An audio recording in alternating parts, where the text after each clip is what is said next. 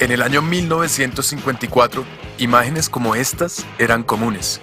La sociedad de la época no permitía a afrodescendientes en las universidades y los trataba injustamente a causa de una diferencia: el color de su piel.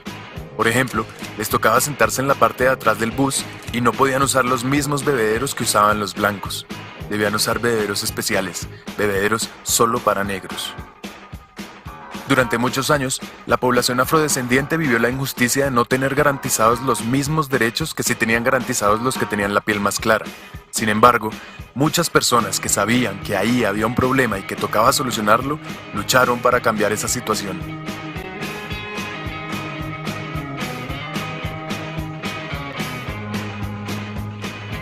Después de algún tiempo y muchas luchas, en 1964 se aprobó el Civil Rights Act, un papel que dice que sí, los afrodescendientes sí tienen los mismos derechos que los blancos y no debe existir ninguna clase de discriminación en su contra. Aunque con que ese papel existiera y estuviera en el Congreso no se iba a arreglar todo de la noche a la mañana. Una ley es un papel, y para que llegue a la realidad hace falta mucho más trabajo.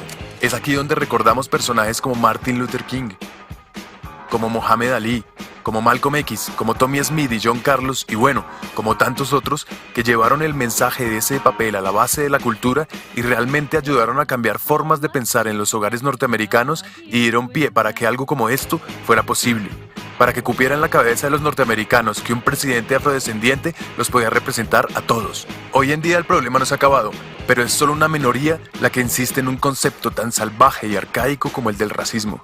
Ahora, vean esto. Para el principio del siglo XX, un legado histórico que trataba a las personas con discapacidad como fenómenos, como retardados o como incapaces, había logrado que la discapacidad fuese considerada por la mayoría de las personas como una maldición o como un castigo divino.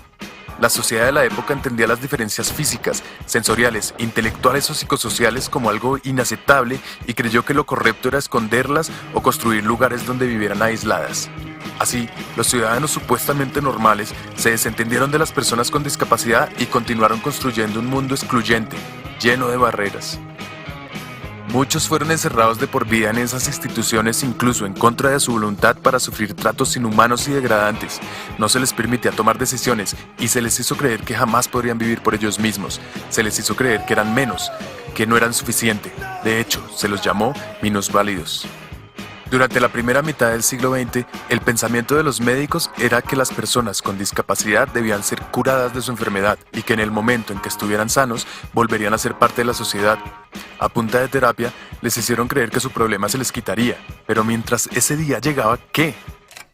En algunos lugares, hasta se esterilizaba a las personas con discapacidad o existían leyes que les prohibían casarse o incluso aparecer en público.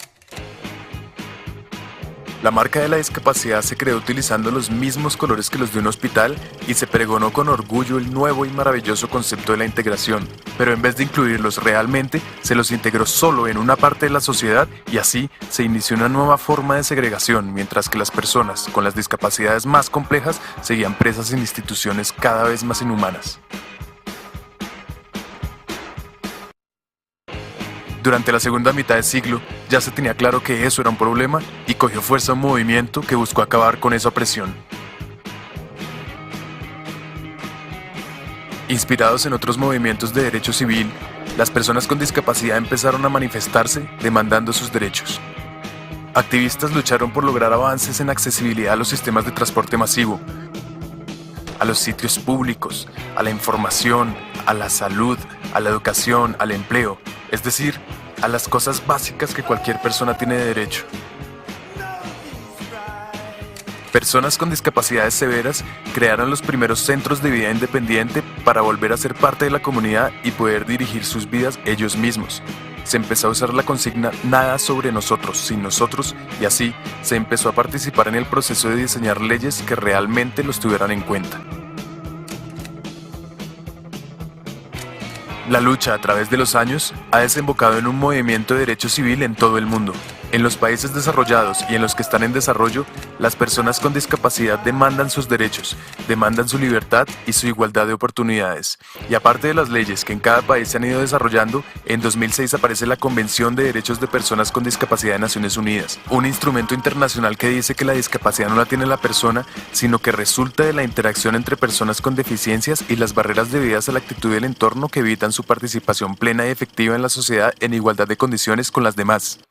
Y al igual que un negro no tiene racismo, sino que el racismo aparece cuando un tipo señala a otro por el color de su piel, yo no tengo discapacidad, sino que la discapacidad aparece cuando yo debo de estar en igualdad de oportunidades con el otro.